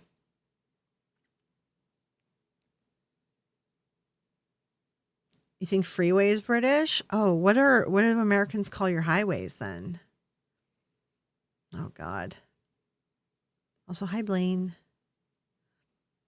What's the American word for highway? I was sure that you guys called it something different. Did you not? Expressway? Okay, there's expressway, freeway, throughway, and interstate. So we have express lanes. Like we have some express highways, but they're like portions of the highway and they're designed in a certain way that has express lanes. But we call that like 401 express. So like 401 highway. And if you're in the express area that have the express lanes, we call it 401 express. In Kansas, we say highway. Okay. I live next to a highway and the high-speed train tracks. Interstate is another one. Yeah, we just have highway. It's just highway here. Everything's a highway. If you're going above 80 kilometers, if you're above 80 kilometers here in Canada, it's a highway. 80 kilometers per hour, a highway. Yeah, it doesn't matter how many lanes in Canada, it's all a highway. It's a highway. If you're going above 80 kilometers an hour, it's a highway. At least in Ontario. I think some other provinces might have a little bit different. But like if you're 80 kilometers or under, it's just, I think there's a word for it here, but it's just like a side street. Like it's like back roads. Yeah, motorway, interstate. Yeah, we don't call any of these things that. Like we have like the expressway, but like not expressway. It's 401 express. It's just the express lanes. Yeah, like in Canada, it can be like one lane on either side. It's just about speed. In Canada, it's about speed. How much speed you're doing, pretty much. Um, that's what makes it a highway. Like all of our highways are separated though, so I don't know if like that's an official part of it too. But just anywhere that you go above 80, all has a separating thingy. And they have like anywhere above 80 is at least two lanes because they have a slow lane and a fast lane. And they all, oops, sorry, hitting things. And they all have a separator. And yeah, we usually just say the number, Victoria. Yeah, like that's usually what we do. Like 400, 41, 44, 427, Highway 11. Actually, that one we call Highway 11. There's 90. Highway 11's weird though. It's a weird version of the highway because it doesn't do, all our highways start at 100 kilometers an hour. And Highway 11, wait, is it 11 or 90? Oh, I always mix this up. One of them, it's 90 kilometers an hour. So it's like, it's above 80. So it's still a highway, but it's not 100. So it's like a weird one. That one's a strange one for us here in Ontario. A road is one lane in each direction. Yeah, I think there's like a word for our there is a word for our roads that are 80 kilometers above. Road 80 kilometers. No, 80 kilometers max. 80 kilometers per hour. There's a name for this.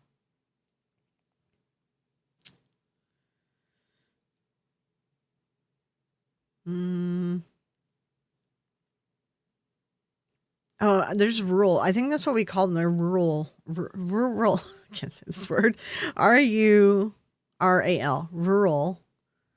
And sometimes people will call them highways, but then they call them rural highways. But we usually just say like back roads or whatever. They're like the roads that aren't in the city.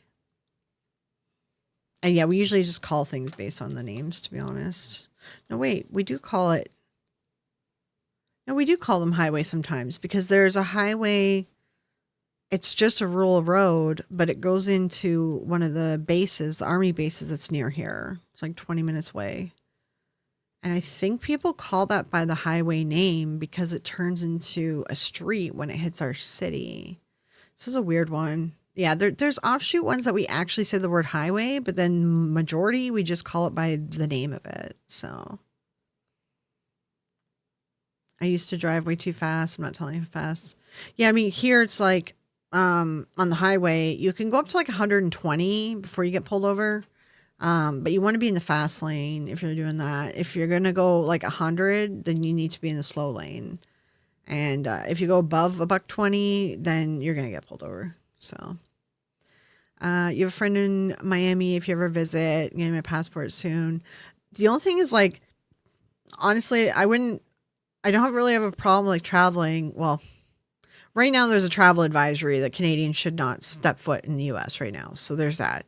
But regardless of that, I'm scared to go to Florida because I'm literally scared of the insects. I don't like bugs. Bugs freak me out. I don't like bugs. And they're dangerous in Florida. Did you see Ghost Quest documentary has been taken up for distribution? No. What was the documentary about?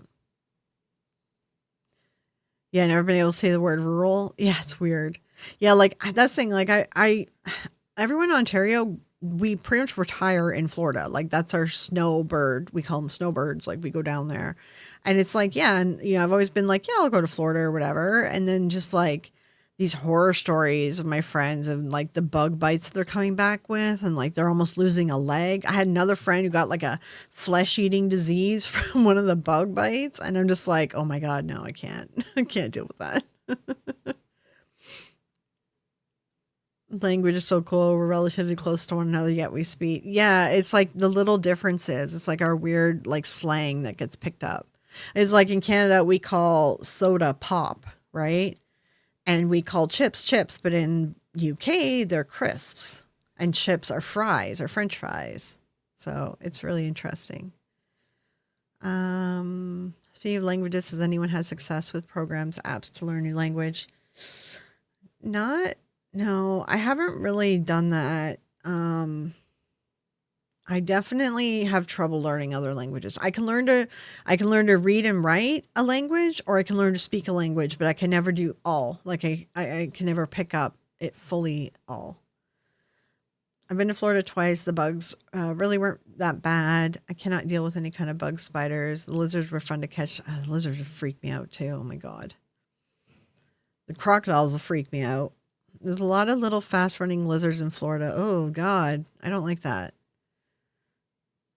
I'm a garden witch. I like plants. I don't like bugs. I don't know. I just don't like bugs. I really don't like them.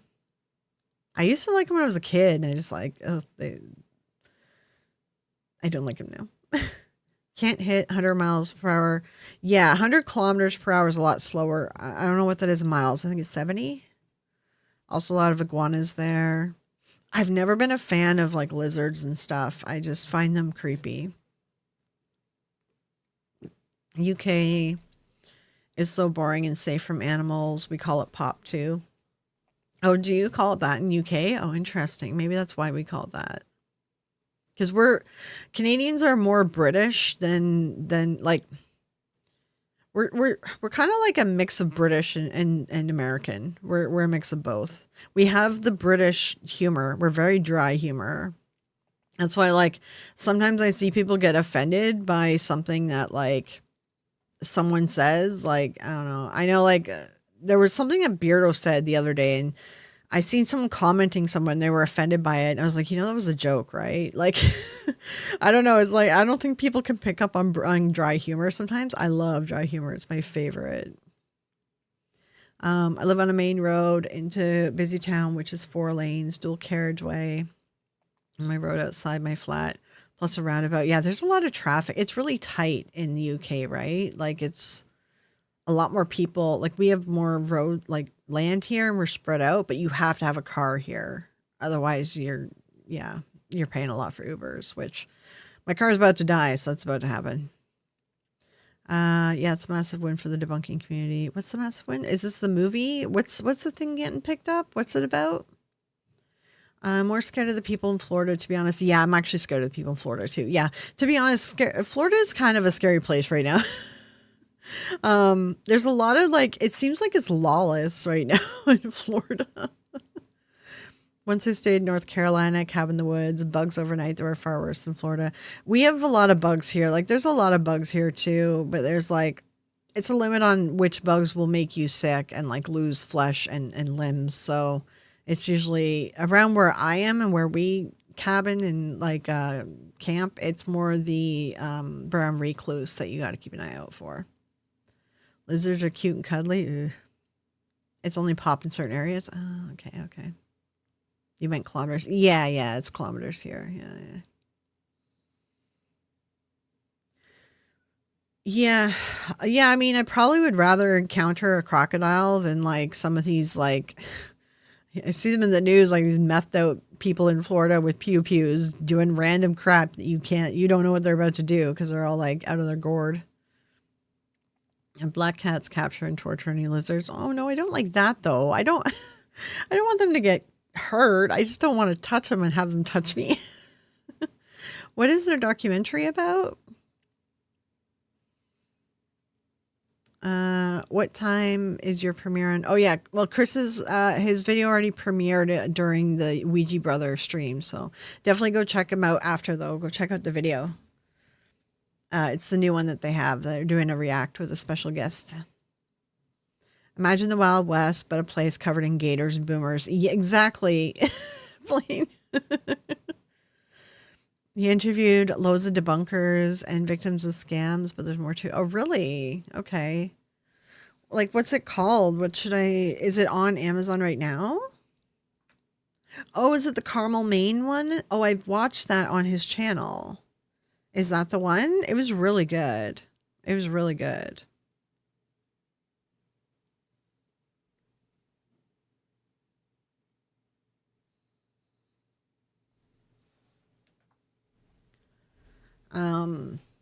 Oh wait, your thing is in 5 minutes? Oh, I thought it already premiered. Oh. I thought it was already out, Chris. I'm sorry.